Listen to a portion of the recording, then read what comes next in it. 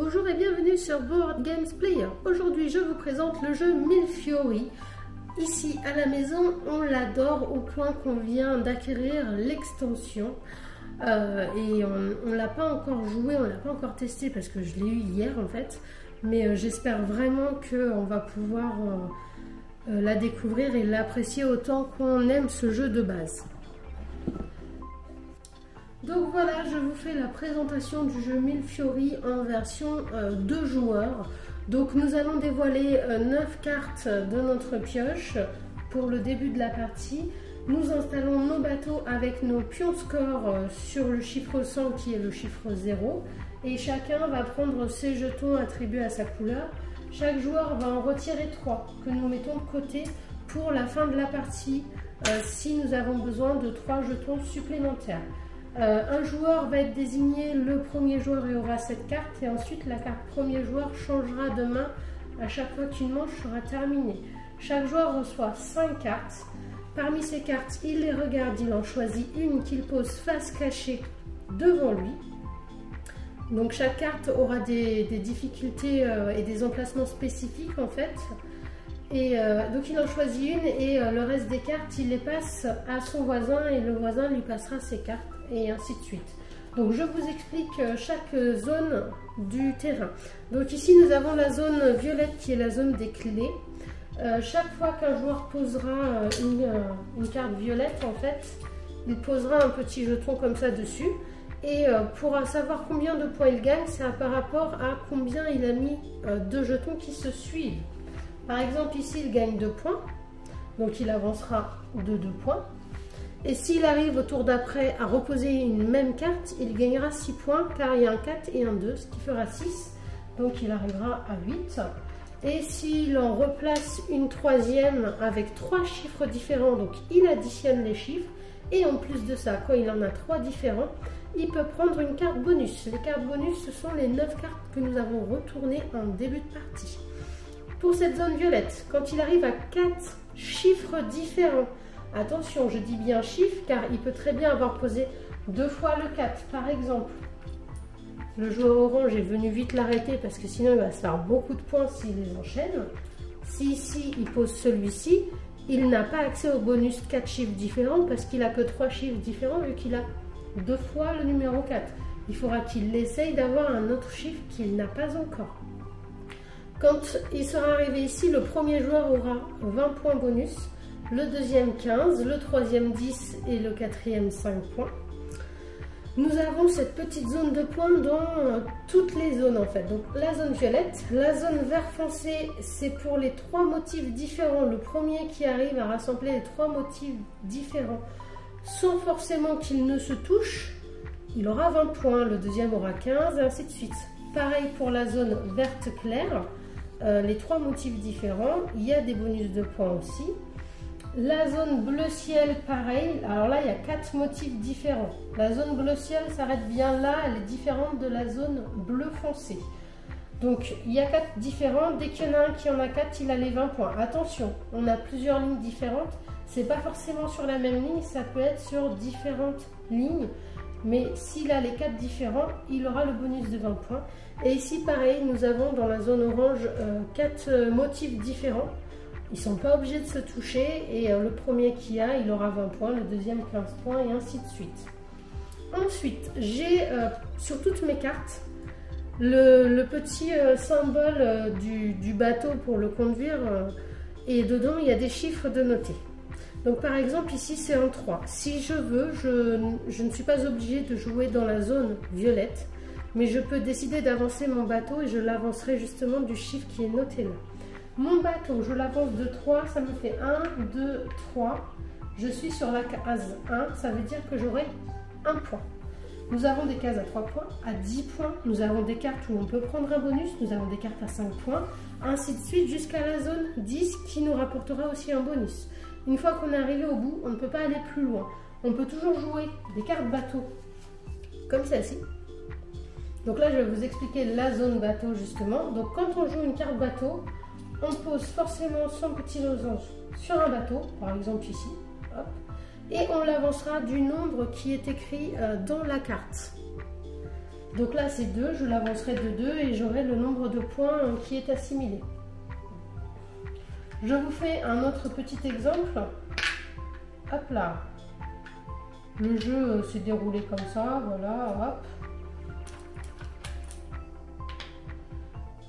Mon adversaire pose une carte bateau, hop, il avance de 2 parce que sa carte c'était un 2. Il vient de poser ici sur la ligne bateau est finie. Même si celle-ci n'est pas remplie, on va décharger. Sur nos cartes bateau, il y a marqué un petit rappel. C'est 1 point s'il n'y avait qu'un élément dans la zone bleu clair qui part avec les bateaux. C'est 3 points s'il y avait 2 éléments, 6 points s'il y en avait 3 et 10 points s'il y avait les 4. Ici, il y en a 3, ça fait 6 points.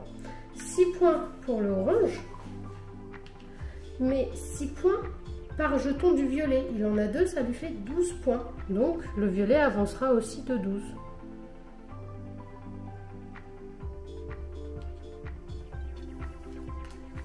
Donc, les cartes sont défaussées au fur et à mesure. Quand un tour est fini, il nous restera une carte chacun que nous allons dévoiler dans la zone des bonus qui permet de remettre d'autres bonus et nous allons reprendre des nouvelles cartes. Et le premier joueur sera le joueur d'après. Donc pour continuer dans la zone, nous allons avoir... Alors j'essaie juste de voir si j'en ai une ici pour vous montrer la différence. Dans la zone jaune, nous allons avoir le petit symbole ici qui va nous dire, on peut poser, donc ici c'est sur la petite flamme, ici c'est pour le petit truc de cuisine, le mortier, le petit truc de cuisine. Donc si je pose sur celui-ci, j'ai 1 point parce que j'ai posé, j'ai 1 point bonus parce que j'ai posé sur la bonne case qui me fait 2 cases. Mais je peux très bien dire non, je ne veux pas poser sur la flamme parce que la flamme, je l'avais déjà, mais je veux poser sur celui-ci. Et donc là, j'aurai qu'1 point parce que j'ai posé sur celui-ci. Mais comme il est collé à un autre et que cet autre, ici, il est noté que ceux qui sont autour du mien me rapportent 1 point, j'aurai 1 point bonus. Attention, certaines cartes nous indiquent que nous aurons 2 points pour jetons qui sont à nous et qui sont autour de celui que nous venons de poser. Faites attention aussi car vous pouvez débloquer des bonus quand vous entourez. Ici, j'ai entouré, j'ai le droit de récupérer un bonus. Si c'est mon adversaire qui le pose, c'est lui qui vient de l'entourer même si les autres jetons étaient à moi. Donc c'est lui qui récupère le bonus parce que c'est lui qui vient de poser le dernier qui manquait. Je vous fais l'autre petit exemple. Alors là, la zone verte claire et la zone verte foncée, ça fonctionne exactement pareil sauf que les motifs ne sont pas les mêmes. Donc ici, ça va fonctionner dans le principe d'une pyramide. C'est-à-dire que on va commencer par poser un jeton en bas. Donc là, j'essaye de respecter parce que ça va me rapporter un petit peu de points, mais pas beaucoup. La ligne du bas me rapporte 1 point. Et je le multiplie par 2 si j'ai respecté le symbole sur lequel je le pose. Si je ne le respecte pas, je ne multiplie pas et j'aurai que 1 point. Ensuite, pour pouvoir mettre à la ligne du dessus qui, elle, me rapporterait 3 points, il faut que j'ai construit la base pour faire la pyramide. Et donc, ensuite seulement, je pourrais poser ici. Pareil pour monter à celle au-dessus qui nous rapporterait 6 points. Le premier qui arrive à monter à celle du dessus, il débloquera un bonus. Hop, une carte bonus qu'il pourra aller chercher. Voilà, donc si la zone bleue, je ne vous ai pas expliqué, donc les cartes bleu clair sont comme ceci. Pour poser les éléments, vous les posez en fonction du symbole qui est là. On ne peut pas changer de symbole. On est obligé de poser sur le symbole qui est indiqué. Contrairement à d'autres zones où on peut dire non, je ne respecte pas. Là, vous êtes obligé de respecter. Donc là, je voulais poser là, mais c'est déjà posé. Eh bien, tant pis, je vais poser sur une autre ligne plus haut ou plus bas, peu importe. Voilà, là vous savez qu'il me manque le signe pour avoir les 4 différents. Ben, il va falloir que j'essaye d'avoir une carte qui me dit que c'est une carte signe pour pouvoir poser un signe. Nous avons la possibilité de gagner une carte bonus. Par exemple, si le orange joue cette carte, ici dans ma colonne, il y en a déjà 2 à moi, il me permettra de gagner des points. Lui aussi en gagnera. Mais comme j'en ai plus que lui et que c'est lui qui pose, il gagnera une carte bonus parce qu'il m'a aidé. Donc dans la zone bleu clair, on compte les points comme ceci. C'est par colonne. Le orange par exemple vient de poser son jeton ici. Il y en a 3 dans la colonne, il a 3 points. Et le violet gagnera 1 point par jeton de sa couleur. Donc là, il aura 2 points le violet. Et le premier qui aura les 4 aura les 20 points bonus. Pour les cartes bateaux, une fois que les bateaux sont partis et qu'on a comptabilisé combien il y avait d'éléments derrière, même si on rajoute un élément ici, le bateau est déjà parti. On peut rajouter l'élément, mais les bateaux ne rapporteront plus de points parce qu'ils ont déjà été comptabilisés. Voilà, je pense que j'ai fait le tour des règles. C'est un jeu qu'il faut jouer 1 ou 2 parties avant d'assimiler vraiment toutes les règles. Le plus dur étant de comprendre le fonctionnement surtout des bateaux. La zone bleue, elle est assez confuse pour les premiers tours de jeu, mais une fois que vous avez compris le principe, vous y arriverez. Et la zone jaune aussi, parce qu'il y a beaucoup de choses à repérer en fait, entre les bonus à débloquer, les points à compter.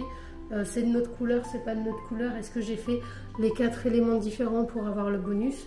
Attention, les bonus de 20 points, ça vaut le coup d'être le premier à le faire parce que ça peut vous faire avancer très très vite.